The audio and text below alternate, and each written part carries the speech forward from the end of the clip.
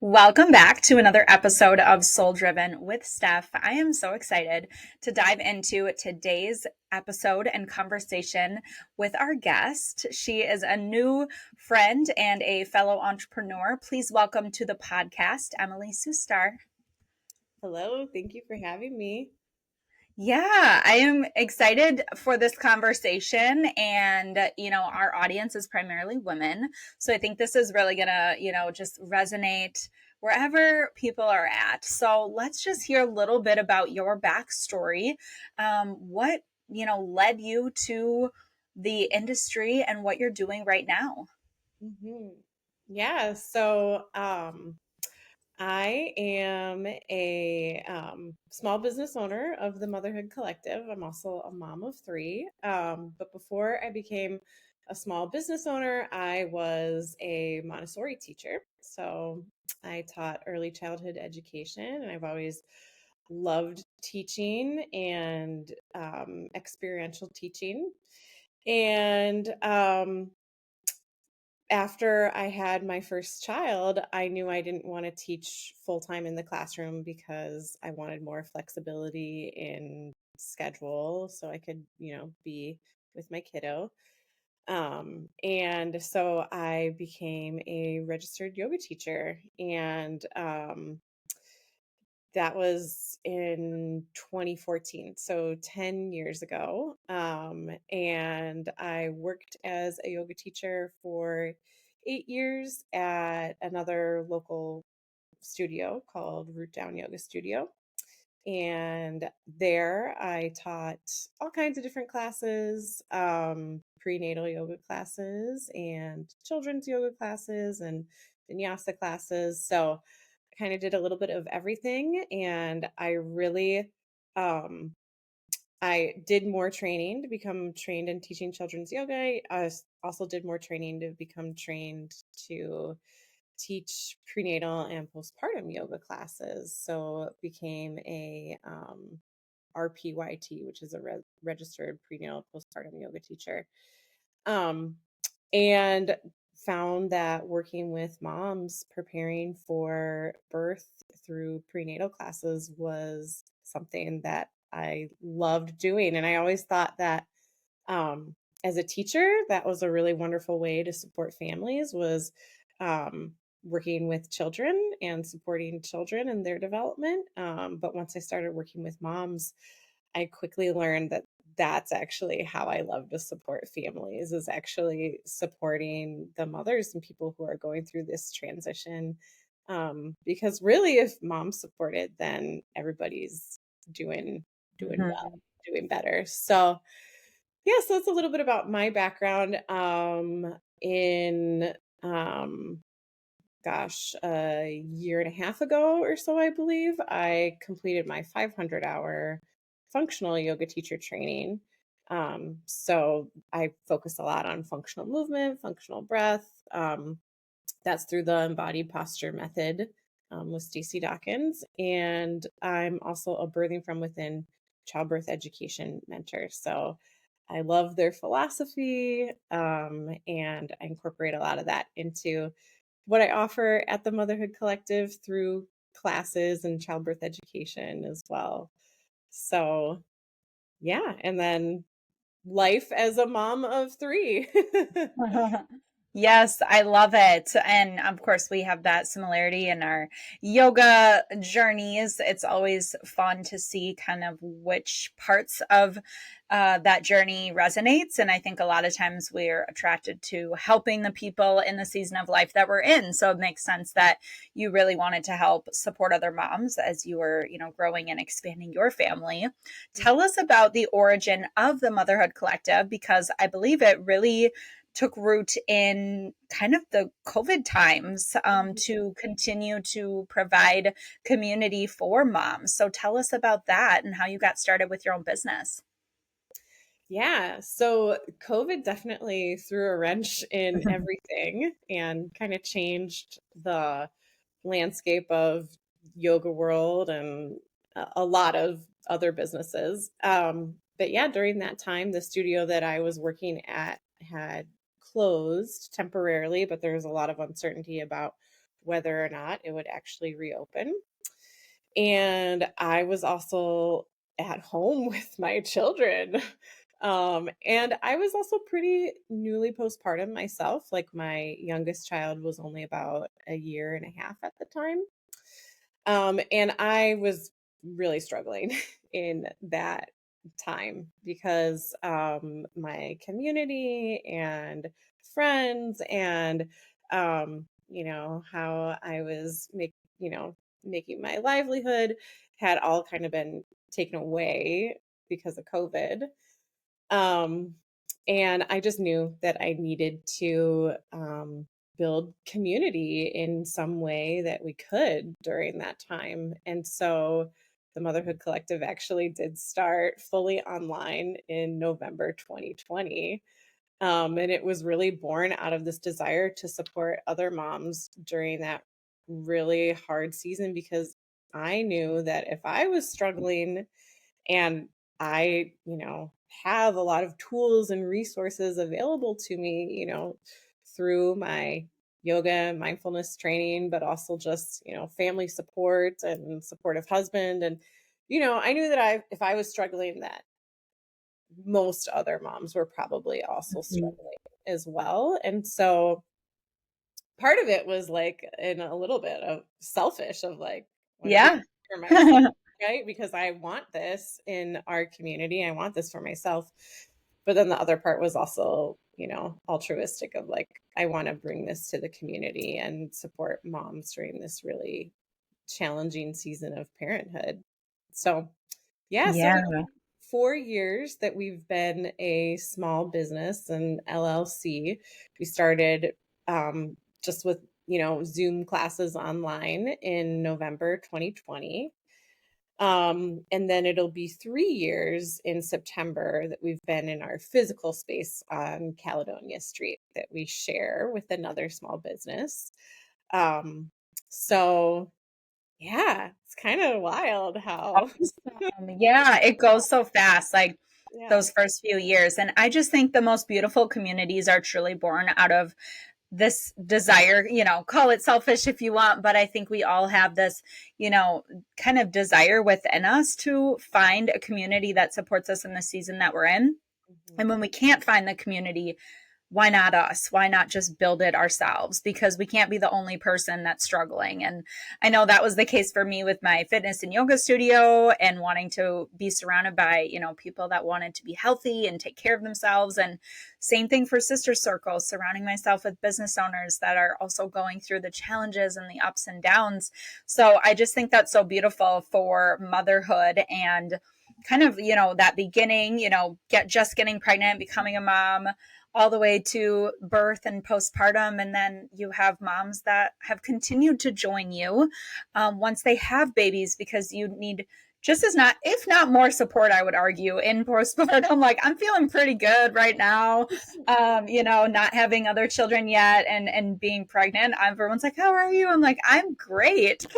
But like, I'm more looking to build that support system for after the baby's here. So I Yep. think that's huge.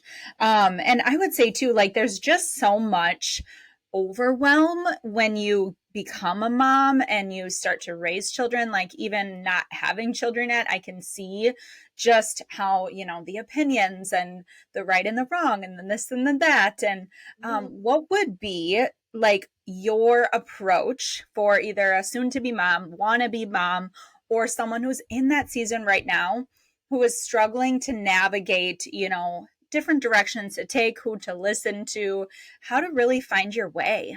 mhm. Oh my gosh. I mean, you're right. It's so hard. And there's so much, it's hard to think about just like one piece of advice because, I think there's a lot.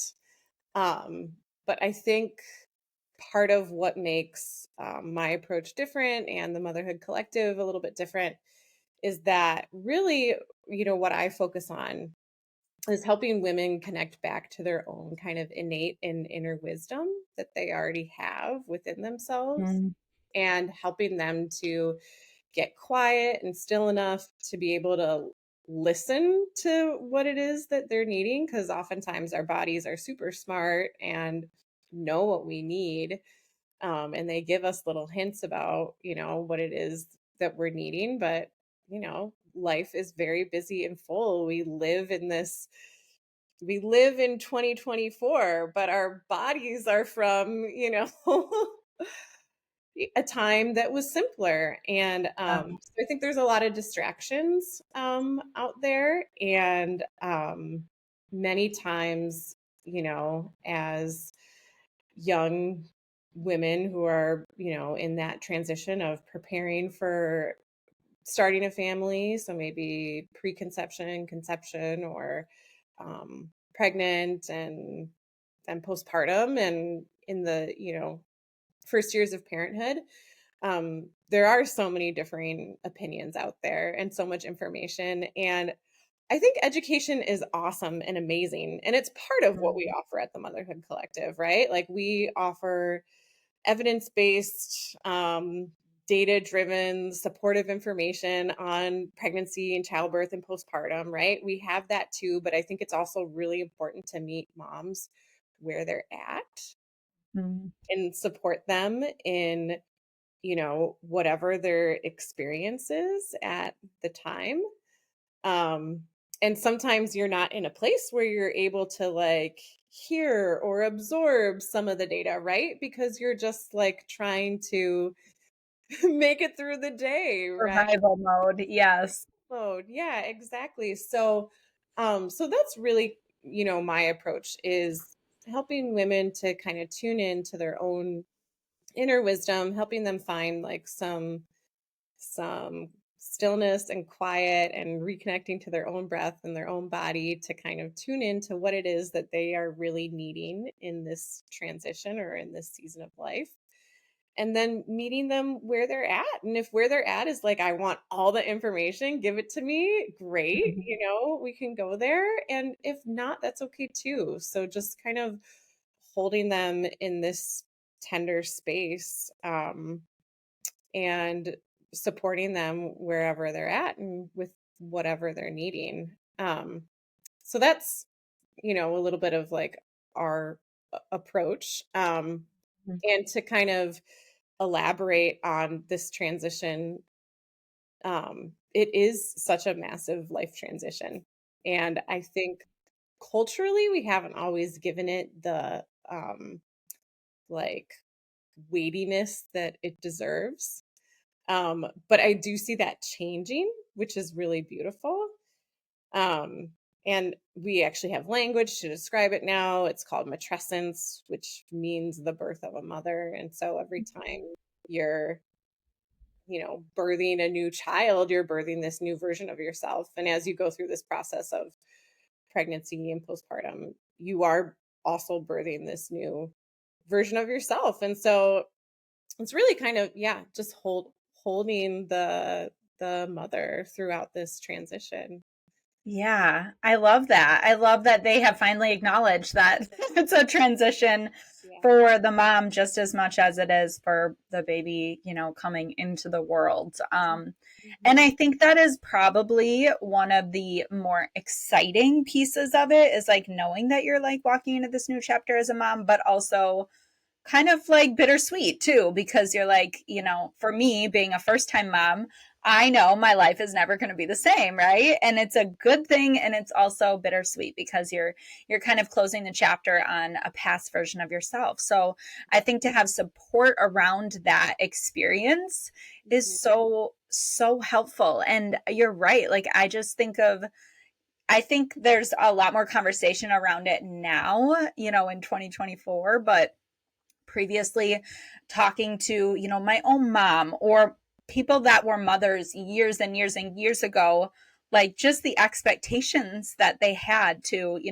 jump back into whatever career or life or get back into their workouts immediately or just like basically bounce back like nothing ever really changed, and you just went through this major transformation, not to mention all the physiological changes that happen to your body. So do you have any kind of wisdom you would share, even just for, let's say, the new mom who is going to undergo this transformation for the first time, and how to really take care of yourself or support yourself through that season, and not feeling the pressure to like just jump back into things? Right.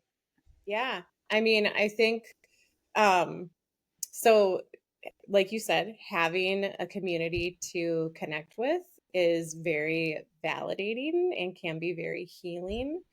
I think just acknowledging like our own humanity and humanness Mm-hmm. in this process is really important because, even still, we have all this languaging and messaging around like mom, super mom, and, you know, all of this stuff. Like, you're a mom, so you must know, right? You know all the stuff because you're a mom.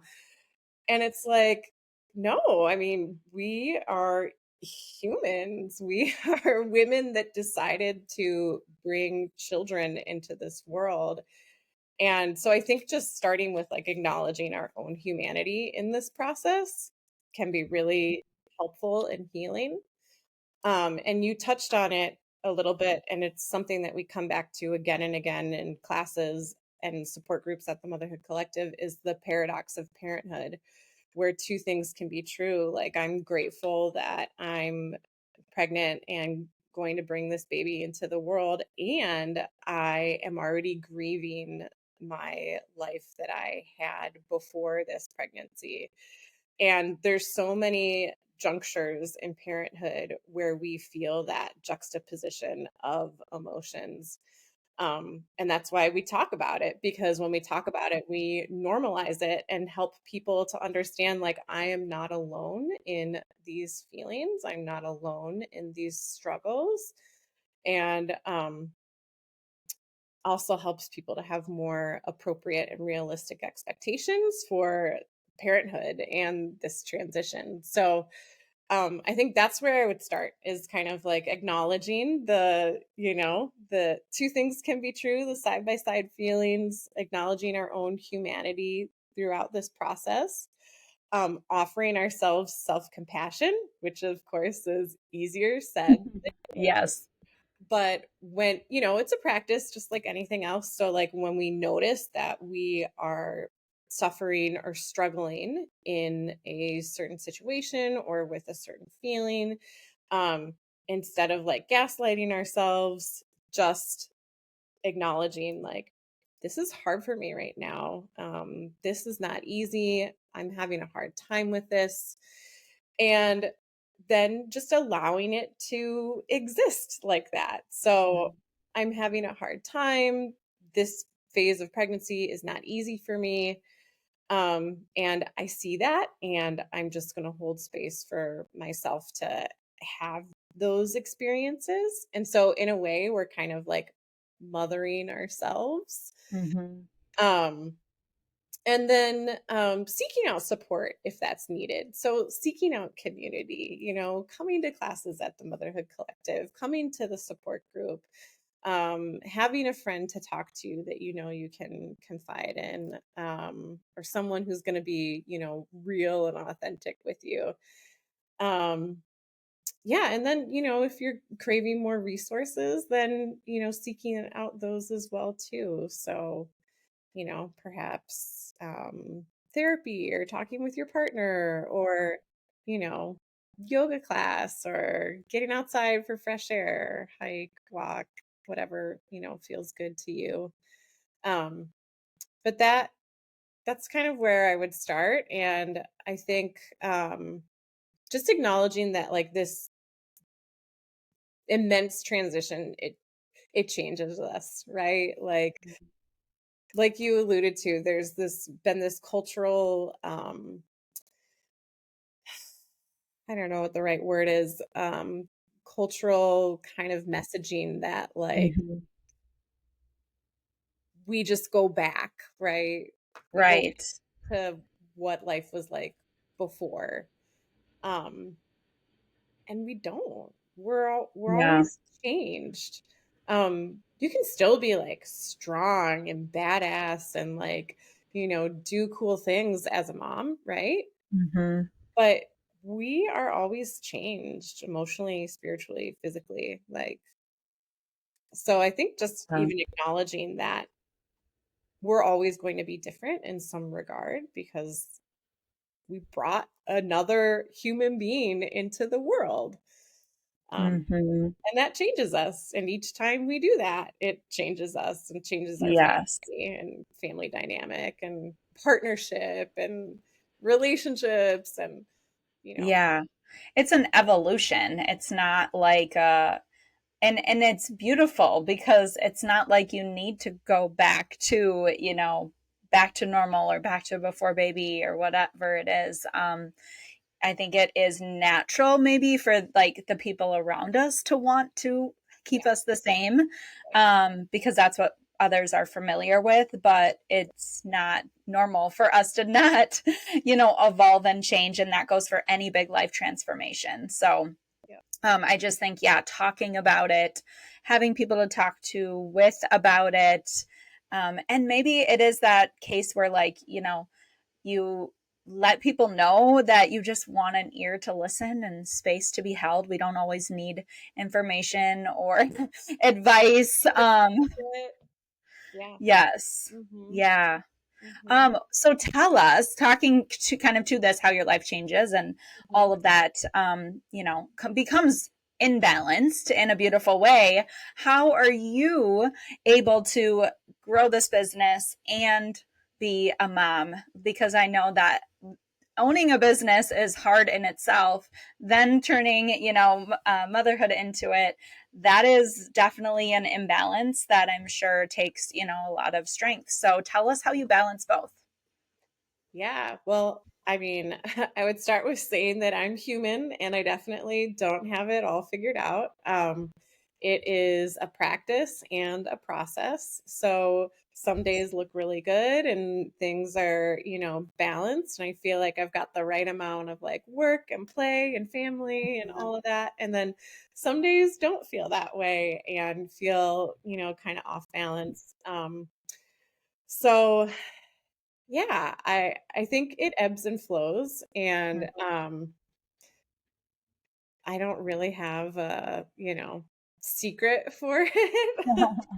I think just trying to be intentional about my time and how Mhm. I'm investing my time. Um, you know, um, I mean, obviously, my time, like with my students and in the community at the Motherhood Collective, is really super important, and I value it so much. But my time with my kids and my family is also really super important. And I would say that's my number one, is Mhm. my time with my children.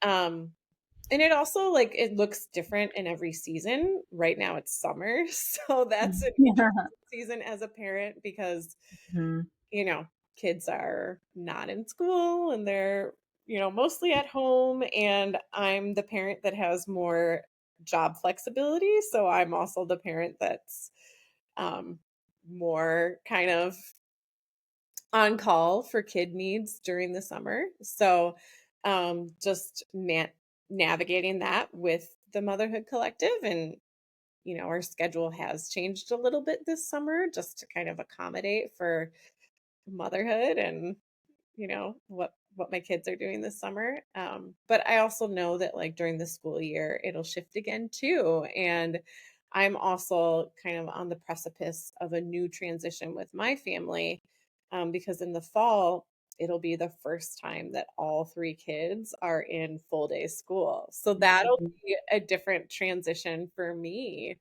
um, just with having maybe a little bit more flexibility, a little bit more freedom, a little bit more ability to, put some more time and attention and care into the Motherhood Collective. So, but yeah, right now, sometimes it looks like, oh, this is great. I get, a few hours to sit down and get work done, or I'm at the studio for a few hours and just focused on, what's happening there.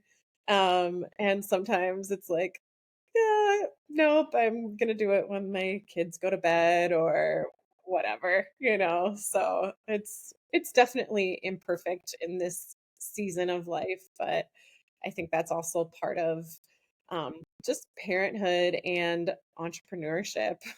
Mhm. You know, you figure it out as you go.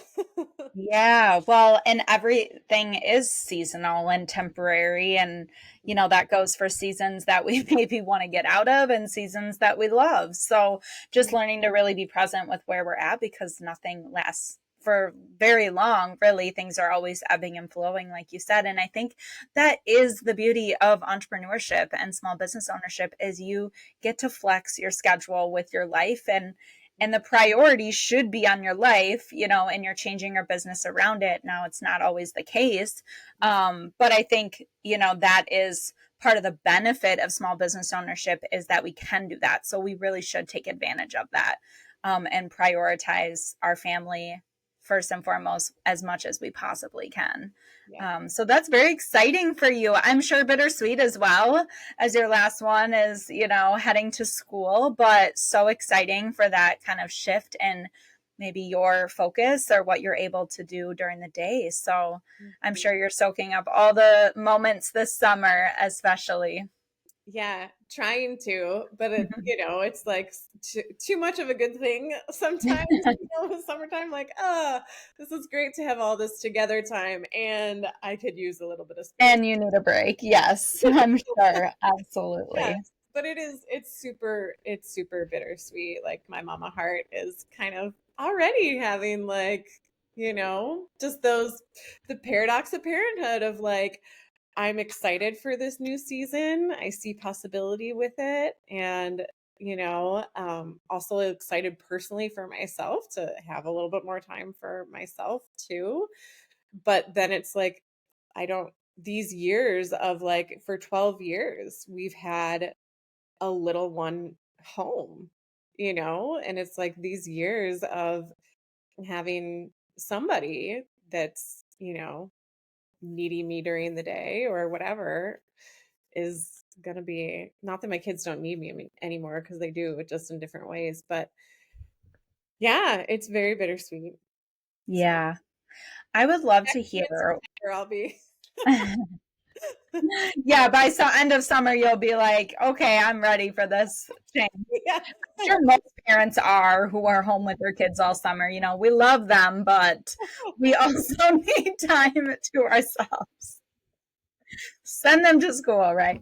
No, it's a relatable statement. I would love to know what is one of the biggest challenges over the years that you've overcome, whether it's personal, business, and how you did that, what you learned from it. Hmm. Oh my gosh. I can think of so many different situations, but I think, business wise, I think starting a business in COVID was really challenging. Um, and, I think it challenged so many business owners. And luckily for me, I didn't have a lot that was like risky, right? I didn't have a space or anything like that. So but just like working up the nerve to start and have it be imperfect, um, I think was really hard. And just navigating all of the challenging parenting and relationship moments that came to during that time. Because I was with my kids all the time and definitely needed and wanted a break from them, but also couldn't really do that given the circumstances. And was also trying to start a business. So that was a really challenging time. Um, I also think too, like there's been challenging moments with each pregnancy and birth and postpartum experience as well. And I feel like, definitely that's been resiliency building, and has taught me lots of life lessons.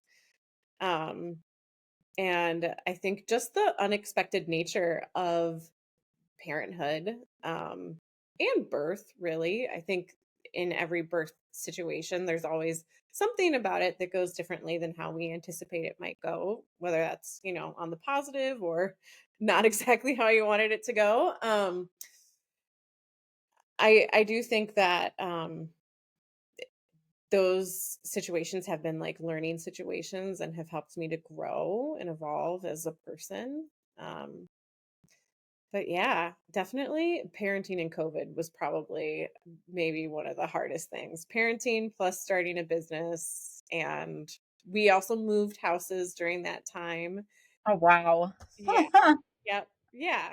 So, and I lost my job that I had been doing before. And so it was like so many changes all So happening much at once. change. Yeah. Yeah.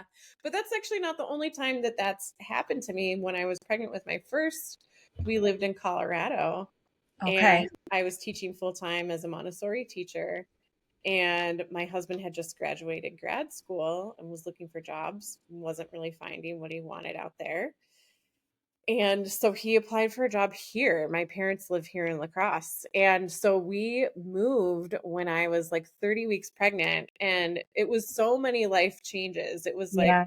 okay, pregnant with my first child, leaving my full time job as a Montessori teacher in Denver, moving across the country to La Crosse, Wisconsin, Gosh. Yeah. buying our first home. We had never owned a home before.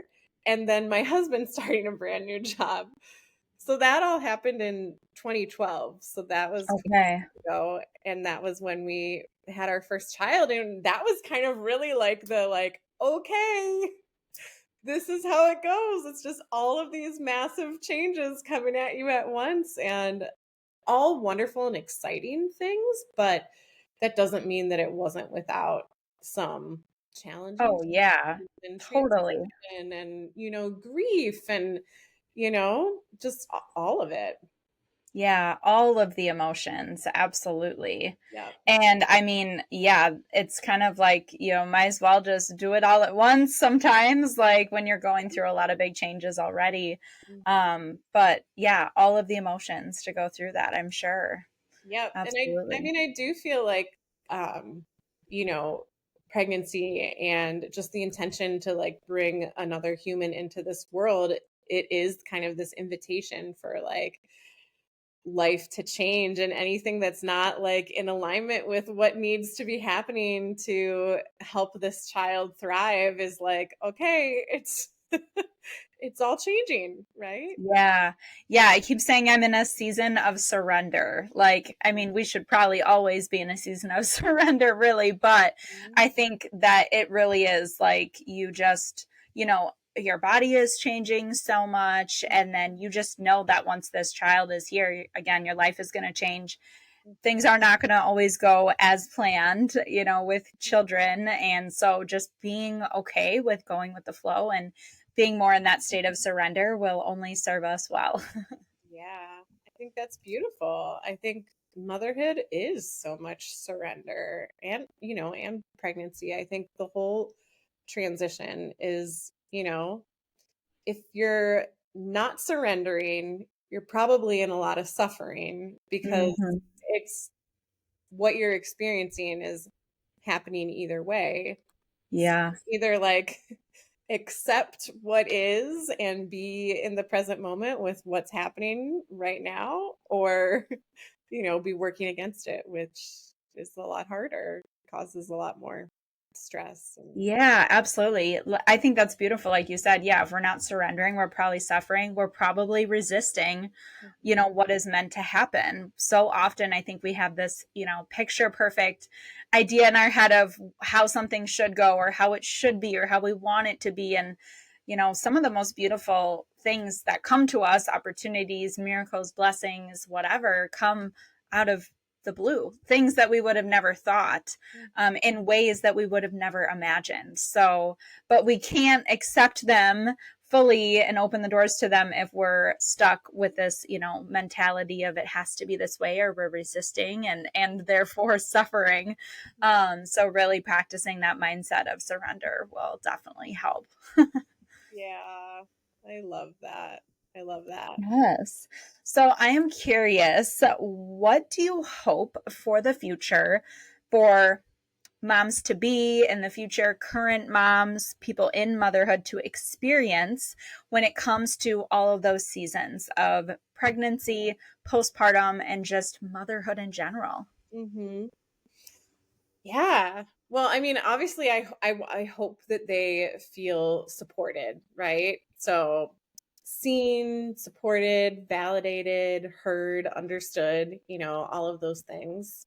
I hope they feel safe and feel like they have a community around them. Um, and yeah, I just hope that people have like more appropriate expectations, and that their kind of expectations are more in alignment with reality and not necessarily, what's on social media or, what is in a book or whatever. Um, so I think just, yeah, I want women, mothers to feel supported, and a sense of community. I think we place a lot of pressure on, like, for pregnant folks, preparing for birth, which it is really important to prepare for birth, like physically, mentally, spiritually, emotionally, all the things. Um, but I liken birth to being like your wedding day, right? It's just this one day, right? But you are a parent for forever.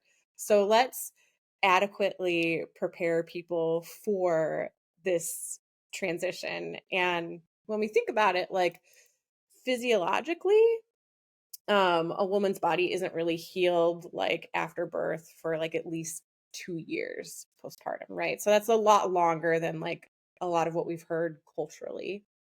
But then when we think about it from like a matrescent standpoint of like the transition into motherhood and how you're really kind of birthing this like whole new identity, we don't actually like really come out of that initial transition until like 7 years later.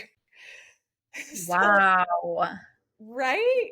Yeah. So it's like it is a lot longer and more intense, and not to scare you or anyone who's preparing to like go into this transition, but again, just to have like more realistic expectations for Yeah. like, how my life shifts, how I change in some ways and stay the same in some ways, right? Like Mhm. that Stephanie that exists right now is still always going to exist inside of you, once your baby is here. But there's also going to be this new evolution of Stephanie that like coexists, within the one that's already there, right? Um, and you also kind of learn to like meld them together and marry Mhm. all the different kind of experiences that you have, and like you said, you evolve, you grow. So I think what I want for women as they go through this transition is to feel that they're not alone, that they have community, that they have support, and then just also that they have like a better understanding of what this process is and entails. And it's not just I have a cute bump and I Mhm. gave birth and now I go back to, you know, who I was before I became a mother. Mhm. Yeah, that's so beautiful. Oh, I love the correlation between, your wedding day and birth. I think that's a really, really great comparison because yeah, your marriage hopefully lasts for forever or as long as you can, Right. stay with this person in this good relationship. But same thing, like you become a mom forever. So your life is forever changed. And I don't know, even just in communication with people, I felt like up until my late 20s, like those were people older than me having babies, right? Like, so it wasn't necessarily a conversation that was familiar to me until you get into maybe that age more where all of your friends are starting to have kids. And, just hearing the conversations of, you know, okay, I had 6, 8 weeks off and now I'm back to work. And like I'm not ready to go back to work and I want to, like and I haven't even healed yet. And now I'm back to work, and like just like really understanding the, I don't know, intensity and the pressure that people are under to just Mhm. get back to their normal routine of things. And I'm sure there is a desire for that, you know, out of human nature. But in a way, like, again, we're maybe like forcing ourselves to do things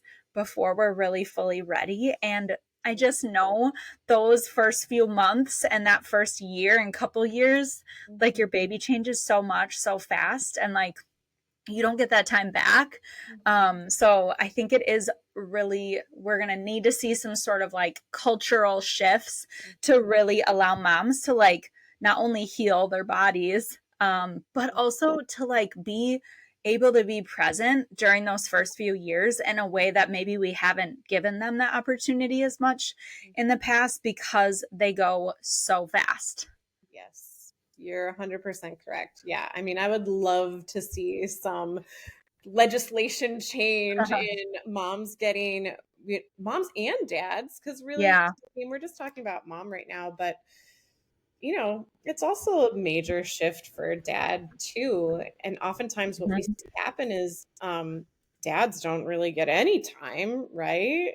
And so they're back to work maybe a week after their baby is born or two or something. And um, mom all of a sudden becomes the default parent because you maybe have 12 weeks through FMLA and you are with your baby, so you become more attuned to your baby. And dad's not even given the opportunity to have that time for bonding and attunement because they're going back Mhm. so quickly after baby is born. Um, Yeah. and then that, can cause stress too in a relationship of like, okay, I know what that cry means. So give me the baby, let me, feed them or change them or whatever. Cause I understand them, right? I'm more attuned to them because I've spent more time with them. Yeah. But dad's not really given that opportunity. Um, but yeah, but back to moms. I mean, I'm with you. Like, I wish things were different in our country. I think if you look at other countries around the world, they have a lot better postpartum plans in place. Mhm. In Sweden, I think they get 2 years, right? What? Wow. Oh my gosh. Yeah. Yeah. And what is the average in the US? Is it 8 weeks? 6 or 8 weeks? So 12 weeks is 12. usually what people get through FMLA. Okay. Um, and um, that's usually unpaid. I was just going to say it's not paid. Yeah. Or maybe only half of it is paid. Right, right. Yeah. It really, it depends on your employer, and kind of what their, benefits are. But the United States is actually like the only developed nation that doesn't have a minimum paid leave for birth. Wow. Yeah, it's really insane. It is, yeah. And then like you add a layer if you're a small business owner, which a lot of my, friends having children right now are small business owners. Well, then really what do you do, So that's a big mission of mine is to not only build out a 2 to 3 month maternity leave, but also figure out how can I do this so I'm not giving up income. I'm getting Mm. paid because I think that is a huge stressor that you're adding on to parenthood and having a baby is like just trying to financially support this new addition to your family and all the things. So yeah, that's something that I'm working really hard to figure out for myself, and hopefully we'll be able to help other women, small business owners who also want to grow their families and or build your business in a way that is sustainable, that allows you that time, that allows you freedom to just spend more time with your family, with your kids if you have them, doing the things that you love. That's really important to me because I spent, my first decade doing the opposite. And it was okay because I was in my 20s and, I didn't have kids yet. And like, for the most part, like, I didn't feel like I was missing out on a lot. But towards the end, I felt like I was. So it really does make a huge difference, I think, in your experience of motherhood when you know that you have that time and you're not having to rush back to work, or your partner can have more time as well. Yep. Absolutely. Yeah. I think that'll be an invaluable resource for so many people. And I'm excited that you're going to work on that because that would be huge for so many. Yes, I hope so. And like my goal is to do it for myself as much as I can and then, Yeah. just reverse engineer it and offer that kind of experience. So, what is next for you? Whether it's life list, career, business, what are you excited about for the future? Yeah. Oh, so much. Well, kind of that, initial transition that my family will go through in the fall of my daughter going to kindergarten and then having my oldest in seventh grade, my middle child in fourth grade. So for the first time, all three kids in full day school. That'll be an exciting transition. Um, I love learning, so I'm always like wanting to do, continuing education. So I've been trying to like hold myself back this year of like no more continuing education, just like be in what's happening right now. Mhm. So probably we'll do some more continuing education, relevant to the Motherhood Collective. I haven't figured out exactly what it's going to be yet, just because there's a lot of different possibilities that I've been considering. But something that will just help build my skills in supporting my students and community. But also something new that is kind of, on the personal side is I am going to be coaching or helping coach the lacrosse mountain bike team for the first time this season. So Cool. really excited for that. My oldest is on the team. This will be his second year on the team. And so it's called NICA, which is the National Interscholastic Cycling Association.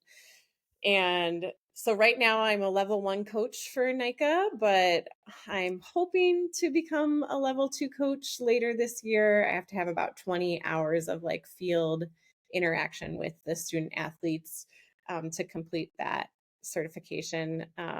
So I'm really excited about that because it's something that we love to do together as a family. Yeah, Yeah, we that's all love awesome. riding bikes on the trails, mountain biking. We have so many beautiful mountain bike trails here in La Crosse. So it's a special thing that we can all do together. And Very cool. excited to support girls and women in Mm. getting out there on the trails and building their skills and feeling more confident getting out there.